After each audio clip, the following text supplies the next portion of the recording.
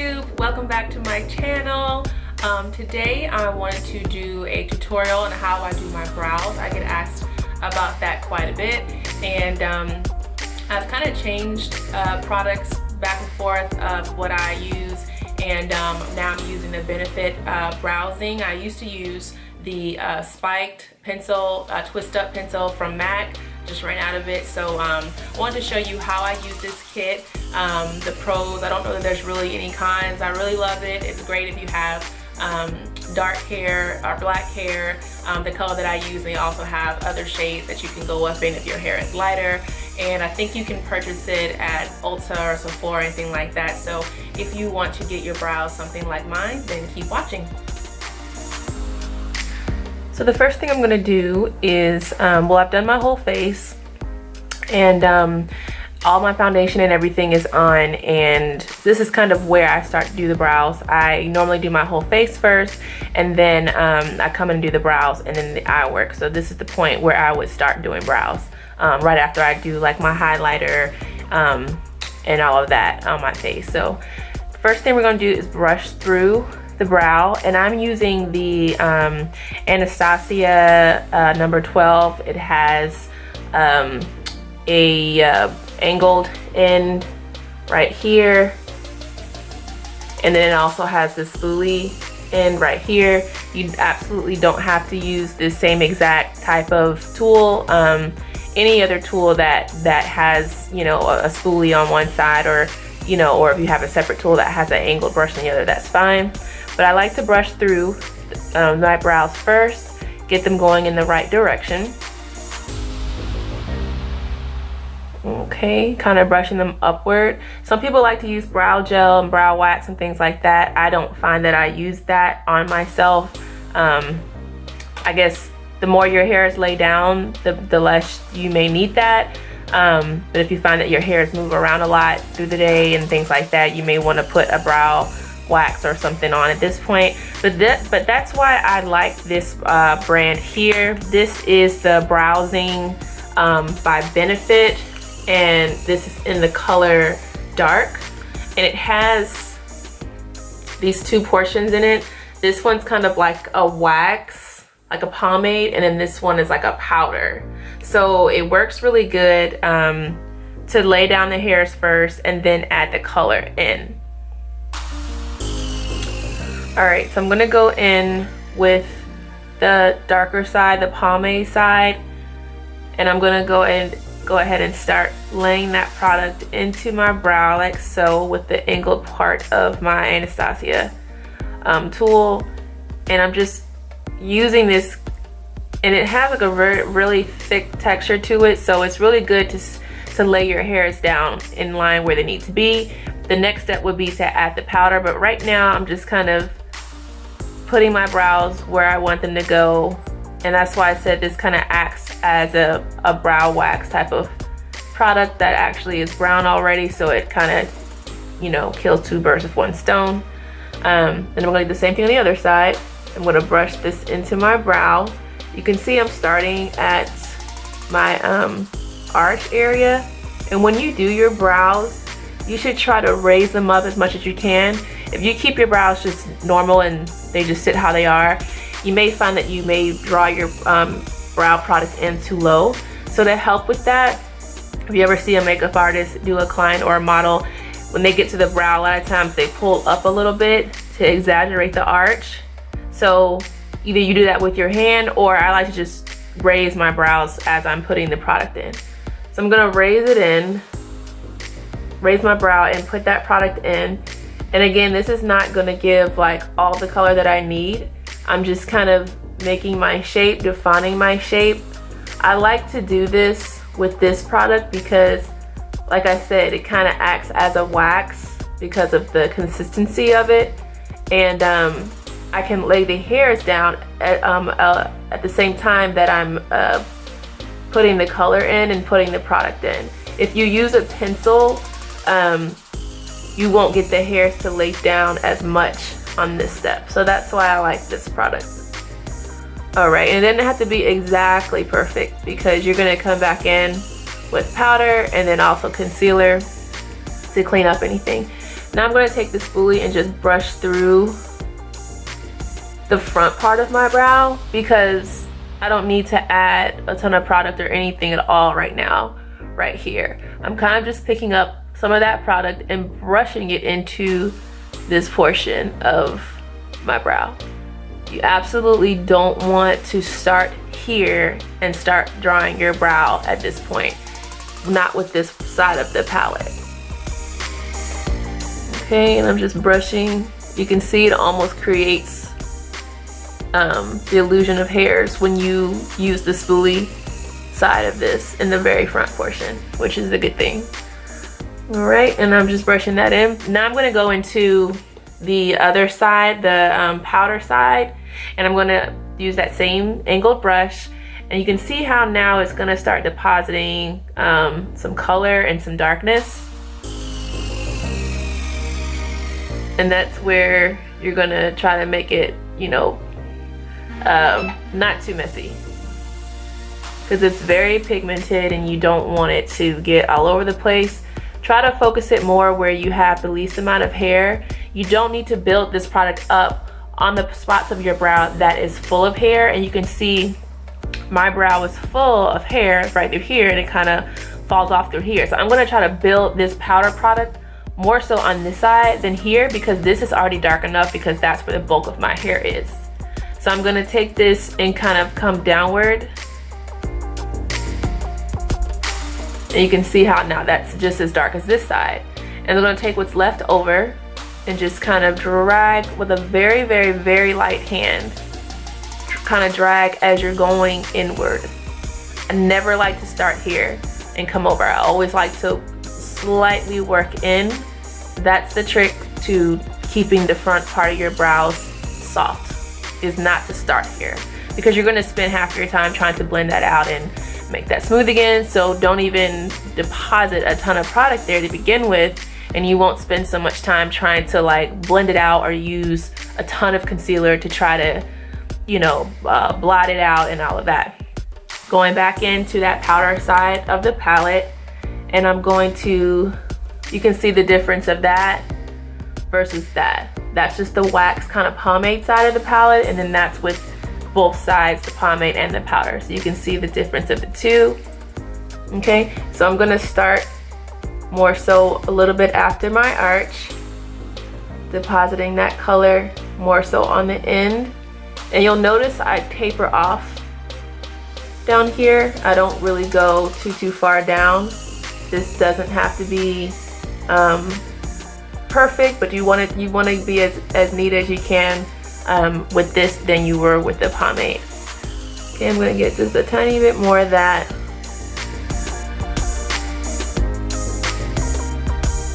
Alrighty, and these little tools come with the palette here. They're pretty good. As you can see, I use them all the time, and I actually sometimes like to use them if I want to get really precise, because you can see my Anastasia tool. Let me put my hand up so you can see it. Sometimes it gets, you can see how some of the hairs on there are getting kind of frayed, and then when you're trying to do this tail part of your brow, that can work against you. So this little guy here that comes with the actual palette is good to go ahead and finish the tail of the brow. If you really want to be nice and precise, I actually really do like this this little tool that comes with it. And I'm just gonna add a little bit more of that powder product into the tail of my brow, and just use my finger to clean up wherever I need to. All right, so that's that. I'm gonna just go ahead and continue using this little tool because like I said, I think it works great. And as you saw me do before, I'm kind of coming in lightly, turning it over to give the illusion of hairs, and going upward in the beginning of the brow. I'm gonna grab a little bit more of that powder product because I can see this little space right in here is light, and I'm just gonna fill that in. And you want to make sure whatever you use for this portion of your brow, that it's nice and sharp. You see how nice and sharp that is? Or even squeeze it so it's really nice and sharp, because that's what's going to help you create the illusion of hairs right at the front. I've been trying to perfect my brow technique more and more and more, and I actually like for it to look like hairs right here instead of just a fade a fade of color that gets, you know, that goes from light to dark. I've been trying to work with really trying to make it look more natural and make it look more like hair than just like a fade of makeup that's right there. Okay, and I'm just pushing my brow hairs up a little bit. Again, I really like this palette, this browsing palette, because the waxy part, once it gets on your hairs are so moldable. Like, they move really well. If you need them to move up a little bit, they just move up and stay up. So it's really great. So that's what I do as far as adding the product to my brows. Another product that I like a lot is by M.A.C, the spiked little tool for brows. I don't have it in front of me, but I ran out of it. But it's actually really small and twists up, and I really think that it's another product that you could use as well. This one, I think maybe around 30 or something like that. I think I got it from Ulta, so you can get it from Sephora as well. And I think the M.A.C one, I'm sure it's somewhere between $15 and $20, something like that. So, okay. So that's the makeup on the actual brows. That's all I do as far as adding that. Now we're gonna go ahead and sculpt. And what I'm gonna use today is the M.A.C Studio Finish Concealer. This right here. I like to use this to sculpt out my brows. I'm not sure the price of this, but I mean, you know, it's not gonna be super cheap from M.A.C, obviously, but I'm sure it's between 15 and 25, something like that. But this is another brand that you can get. This is from the Beauty Supply store. This is Ruby Kisses, and I'm sure it's like $3 or something like that. And I used to use this all the time before I started to upgrade to higher end products and things like that. You definitely can get the job done. You basically just need a concealer that's a couple shades lighter than your skin complexion and that has a very thick consistency, so that when you put it on the skin, it doesn't slip and slide all over the place like a liquid concealer would do. All right, so we're gonna go in with this concealer here. Like I said, I'm using the one from M.A.C, and I'm actually using a very inexpensive brush. This one is from E.L.F, and it is the flat eyeliner brush, and the keyword being flat. Whatever brush you choose to use, I think this was like $3. It definitely needs to have a flat, you can see how flat it is, kind of point to it, because you're gonna need to be very precise about where you put this. I do not like to put a huge band of concealer all the way around. Again, brows is just my thing, and I like for them to look as natural as possible, but still very, you know, glamorous and defined, but not, I don't like for brows to look like stickers. They should, you know, look as natural as possible. So you want to use as little concealer as possible to do this, and I'll show you what I mean. So I'm gonna start right in, and I just basically just tapped. I didn't like scoop up a ton. I just basically tapped this in. Do not need a ton. All you're doing is creating a very sharp line to clean up your brows. And I'm gonna start right at my arch, and I'm just gonna start sweeping down. That's all you need to do. You can see you don't need a ton of concealer here unless you're using it as an eyeshadow base. But for right now, just for the purpose of brows, this is all we need. And I'm gonna use a super light hand and just start etching out a nice clean line under my brow. Okay, super soft hand, not a lot of pressure, not a lot of product. Okay, and I'm gonna come in and sweep some more. And again, you see the difference versus this and that. Keep your brow up, keep your brow positioned upward as much as possible, like that.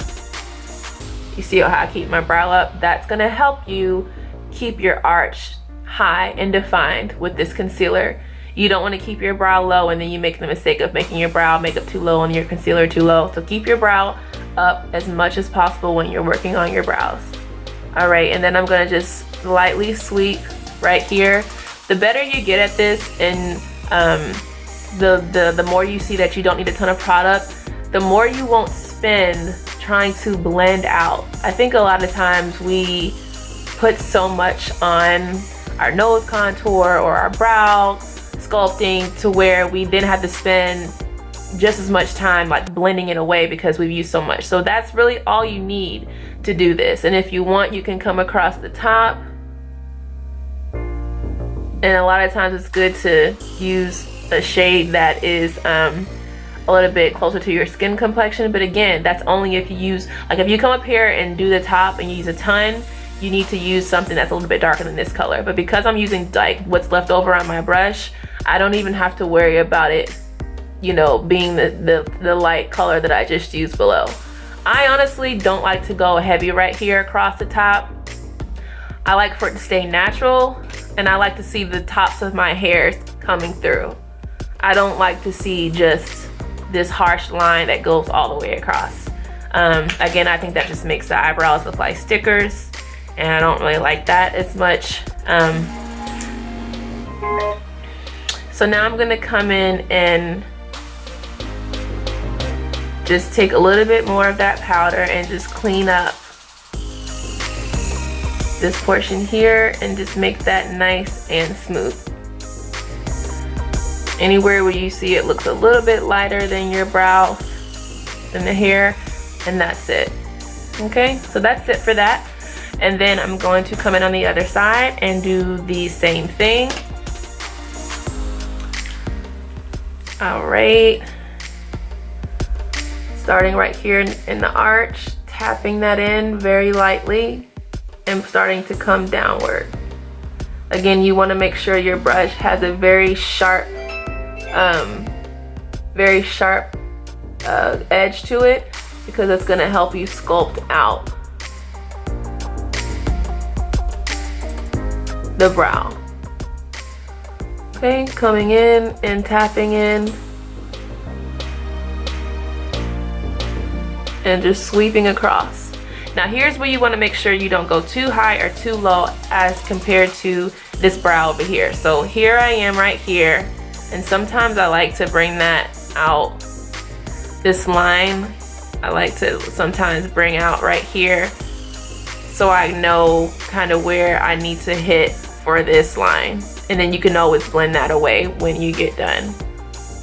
I used to make the mistake of doing this brow without stopping and looking at the other one. When you get to your second brow, when you get over here, you need to, before you get down to this part, look and see like where you came to, because it really should, you know, be the same height. Because once you start working with this concealer, you can manipulate your brow to be lower, higher, and you just want to make sure you get it to where you had it. Okay, so if you feel like your line is getting a little funky on you, you can go back in with this little tool. Again, this is just a tool right out of the palette, and I'm just using that just because it has a nice sharp edge to it. And I'm just gonna go in and define this arch through here. And you can see me trying to perfect it as much as possible so the line is nice and straight, and then just drag that concealer downward. If you feel like you're happy with where the line is, just drag it downward and smooth it out. And sometimes I'll even like take this and do that to separate some of the makeup if I don't need it to be as heavy right there. And then I will also take my beauty blender, my mini beauty blender, and just pat this right over the front part of my brows, just to make sure nothing looks too heavy right in the front. And then if I want to go back in and create a little bit more detail, I can take the sharp edge of this little tool here that came with the kit and just create some brows there. All right, think I'm gonna raise this just a little bit.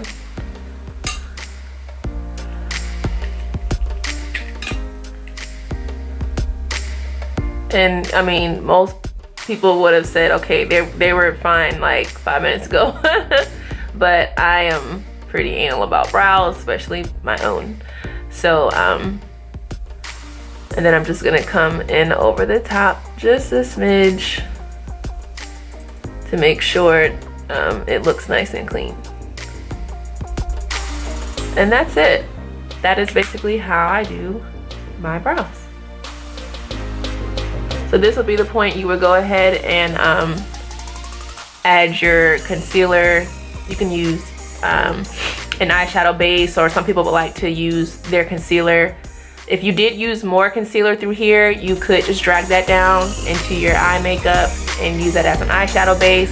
But some people do their brows after their eye makeup, and so this is a really good way to do that, so that you do not interrupt anything that you've done with your transition color or your eye makeup. So that is basically it. That is the look of the brows. I'm going to finish the rest of my face, and I'll see you in a second.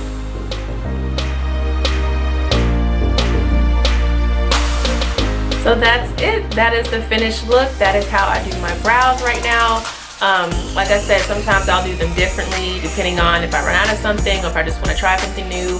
But I really like that the brow Zings palette. I think it works really, really well. So you can get your pomade in one side, your powder in the other, and sometimes you can just use the powder if you don't want to, if you want to skip that step. So it's really good. I think it's about maybe $30. I have to price it. I'll have the description of exactly how much it costs. I think you can get it at Ulta, like I said, Sephora. So it's not too bad. I really like it a lot. Here's kind of a look close up, the whole look. And yeah, that's basically it. Just make sure you get you a concealer brush that's very flat, concealer that is on the thicker side and a couple shades lighter than your complexion, and a spoolie so you can brush the product through the hair. Really try to focus on making the hairs come through more than just seeing the product on the brows. Like I said, I don't like for brows to look like stickers. So really focus on brushing the spoolie through your brow hairs so you can emphasize the hair more than just the makeup. Thank you so much for watching this video. Subscribe to this channel, give it a thumbs up, follow me on Instagram and Facebook at Face Fetish MUA, or go on my website www.facefetishmua.org. Thank you guys for watching. See you in the next video. Bye.